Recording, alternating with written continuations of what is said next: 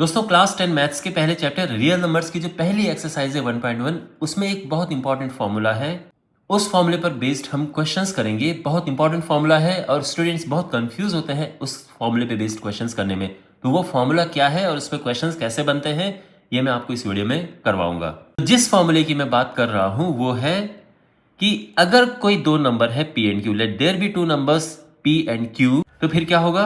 LCM into HCF is equal to P into Q, यानी उनका LCM और HCF का आपस में मल्टीप्लाई करेंगे तो उन नंबर के मल्टीप्लाई के इक्वल होगा। ये हमारा फॉर्मूला है, ठीक है। यहां पर आपको फॉर्मूला इस तरह से भी मिल सकता है लिखा हुआ, LCM into HCF is equal to product of the two numbers.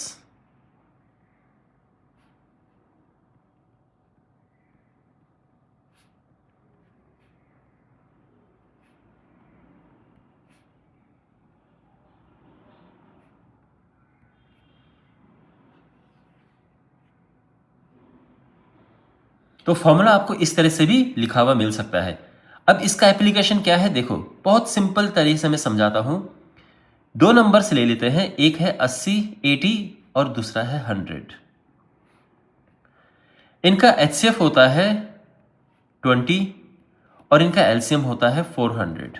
ठीक है, अभी हम निकाल के भी करेंगे इसे, लेकिन देखो दो नंबर हैं 80 एंड 100, इनका HCF 20 है और LCM 100 है।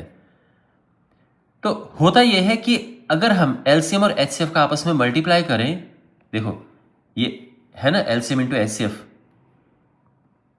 तो ये LCM लिया हमने, ये HCF लिया, और इन नंबर का भी आपस में मल्टीप्लाई करें तो ये इक्वल आएंगे। तो देखो ये भी 8000 है और ये भी 8000 है। तो बेसिकली अगर आप LCM और HCF का आपस में मल्टीप्लाई करेंगे तो उन नंबर्स के मल्टीप्लाई के इक्वल होगा, यानी ये चीज़ जो है, ठीक है, ये है थ्योरम।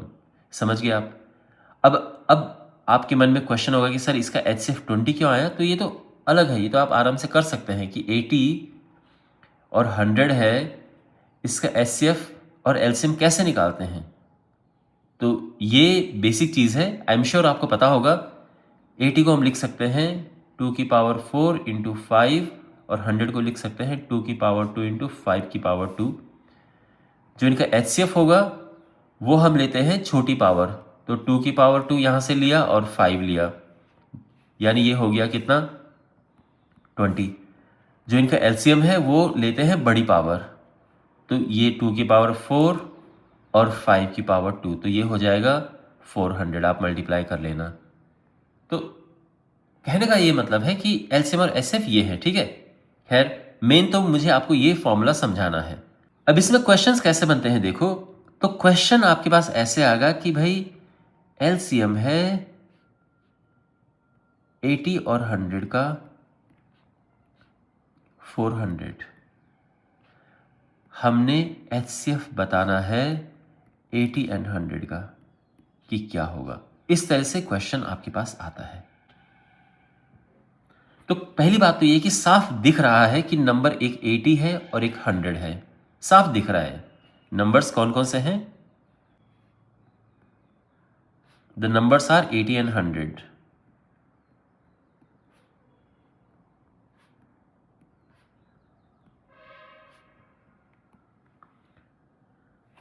अब बिकॉज फॉर्मूला क्या कहता है? फॉर्मूला ये कहता है कि LCM into HCF is equal to the product of the two numbers. ठीक है, ये है फॉर्मूला। तो यहां पे वैल्यूज पुट कर सकते हैं। LCM क्या है? 400। HCF हमने फाइंड करना है। और जो दो नंबर है कौन कौन से हैं? एक 80 है और एक 100 है। तो देयरफॉर जो HCF है वो क्या हो जाएगा?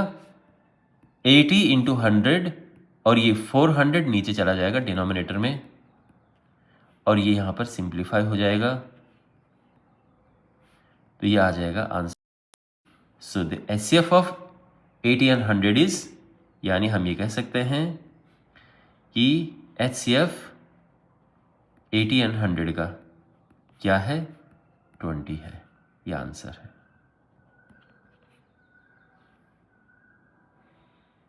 समझ गए आप? एक और क्वेश्चन है। तो क्वेश्चन इस तरह से आपके पास बिल्कुल ऐसा क्वेश्चन मिलेगा। तो यहां पर इस क्वेश्चन का पहले मतलब समझो। देखो एलसीएम और ब्रैकेट में ये लिखा है ना, इसका मतलब ये है कि इनका एलसीएम 120 है। तो यानी ये नंबर है, एक नंबर 60 है, एक नंबर x है।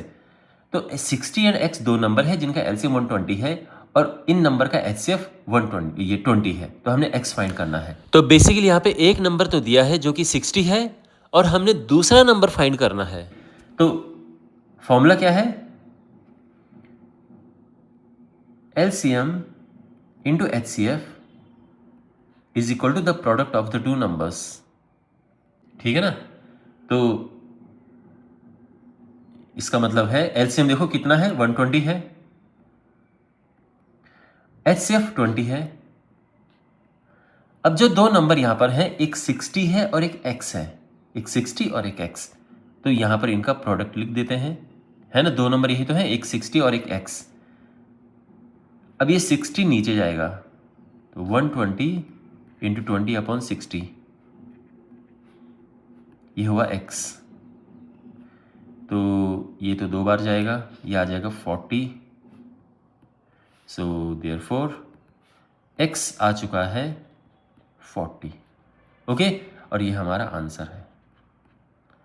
तो आई होप आपको समझ आया होगा कि इस फॉर्मूले को हम कैसे यूज करें। इस चैप्टर के बाकी वीडियोस के लिए डिस्क्रिप्शन बॉक्स में प्लेलिस्ट चेक करें।